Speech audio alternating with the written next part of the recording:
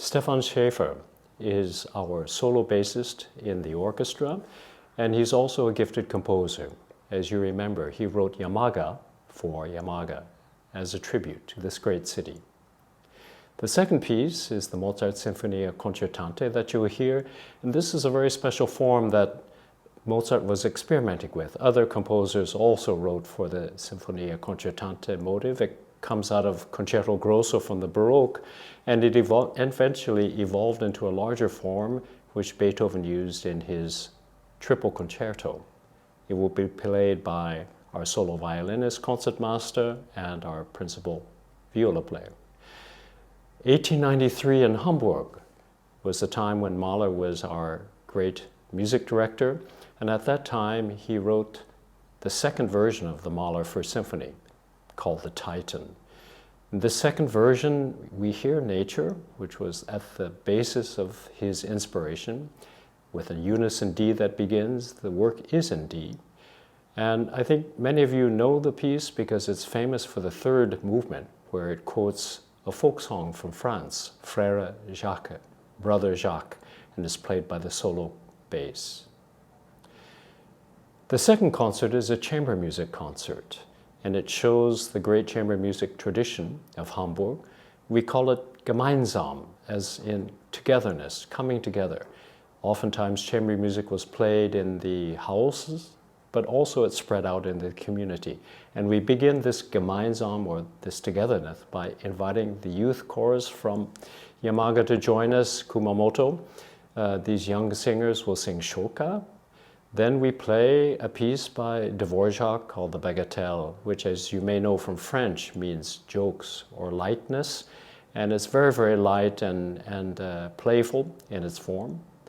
Then comes a work by Claude Debussy, Syrinx, for solo flute. It's said that this was the first work for solo flute since the days of Carl Philipp Emanuel Bach, and it was celebrating the new form of flute. Because of the Industrial Revolution, the flute could do much more. But the basis for Syrinx was playing again with the theme of nature, and it was meant to be incidental music for Psyche, a play, and it was called The Flute of the Pan. Pan being this mythological character that lives in nature, refers to nature. And in this particular story, the myth is that Pan falls in love with another nymph and chases her. And this is what the basis is from the form and the structure of this work for solo flute. It's played by our solo flutist from Hamburg, and I think if you listen carefully, you hear that she interprets the love that Pan has for his new lover as he searches throughout nature to try to find this new love, and eventually they are reunited. Then will come a Schubert string trio. Schubert had quite a bit of problems with this form, violin, viola, and cello. It's such a pure and, in a way, simple form. His first attempt was really not successful. He only was able to write a few themes for the first movement. The second string trio, which is the one that we will be playing, he was more successful. He completed the first movement, virtuoso and very lyric, but could not finish the second and the third movement. It was really only the third string trio, which is often played. He completed the 4 movements of this work, but we chose the second string trio because it's particularly melodic and lyric, and we felt that that represents our tradition also as an opera orchestra. Stefan Schaefer returns as a composer with the work Owl, written for himself as solo bass and for small ensemble. And then following the Schaefer, we'll be playing the Mozart Kegelstadt Trio for clarinet trio, written in 1786. This is fundamentally a piano trio, and in the idea of Gemeinschaft, or this togetherness feeling, we again come back to a work that was written for a private family. This particular family had one of the students of Mozart's featured.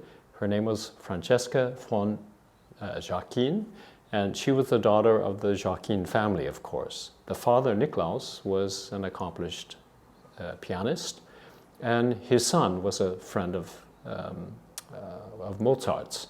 Together, it formed this kind of friendship or togetherness, and they performed this particular Kegelstadt trio in their home, and it blossomed into a work that was so beloved that it gradually became standard repertoire for most clarinetists. In this case, our principal clarinetist from the orchestra will be playing. Just as an aside, the German word Kegelstadt, it refers to a game. It's sort of a place where skittles are played, and it's something that we know today as sort of a bowling alley or a place where you play games. So again, the whole idea of this chamber music concert is coming together in friendship, lightness, playing games, singing melodies. We're very, very happy that we can share that with you. Then the final concert is based on Arnold Schoenberg's Pierrot Lunaire, which means Pierre of the light. In this case, it refers to the moonlight. I've often thought about Pierre Lunaire in different ways because it uses, rather than traditional singing, a very special kind of performance where you're half singing and half speaking. It was a way of notating music that perhaps today we know in its other form. We refer to that as rapping in popular music, where rapping has a particular rhythm. It works within a specific tonality, and it communicates the text. But at its basis, it was written for Schoenberg as a way to try to bring the audience closer to the text and closer to the stage. So Pierrot Lunaire is written for a very small ensemble in a highly formalized form. This was conceived at the very, very end of the 19th century, beginning of the 20th century. And today, over 100 years later, we're having a bit of a problem to make sure that this stylistic form of communication is preserved. One of the conversations that I had with one of the great No Theatre masters was how to keep these great traditional, stylistic traditions living and relevant for our 21st century. And of course, I'm referring to the great No master, Yamamoto Sensei. Yamamoto has agreed to write a new or a different kind of No play on the idea of Pierrot Lunaire. This play will be 2 acts and fundamentally founded on the traditional structure of a No play. Act 1, Act 2 with an intermezzo in between, and that intermezzo will be, rather than traditional Japanese music, that intermezzo will be Arnold Schoenberg's Pierrot Lunaire. And as a subject, Pierrot, which comes from the Italian theater group Commedia dell'arte, was a kind of a joker or a mischievous character. In this case, Yamamoto Sensei combines the story of the rabbit living in the moon and how the rabbit earned the place to go to the moon with the god of the moon and make mochi for the rest of his life and enjoy a wonderful lifestyle living in the moon, escaping the rather humdrum life of the earth. This, most of us as children were able to hear, and I myself heard it told to me many times by my grandmother, particularly at harvest time, about how the rabbit sacrificed its life to the great god of the moon, and as a reward, the god of the moon took the rabbit back with him to the moon. That is, in a very simple way, the idea behind this No theater play written by Yamamoto Sensei. And once again, during the interlude, we will celebrate the rabbit, who in this case is the Pierrot figure, by playing Pierrot Lunaire by Arnold Schoenberg. It's a great and special honor for us to come from Hamburg to play for you. As you can tell from these programs, all of them are meant to bring our Hamburg tradition, from Gustav Mahler and Mozart through to Pierrot Lunaire, Schoenberg, all with the idea of coming together as a community, making music together.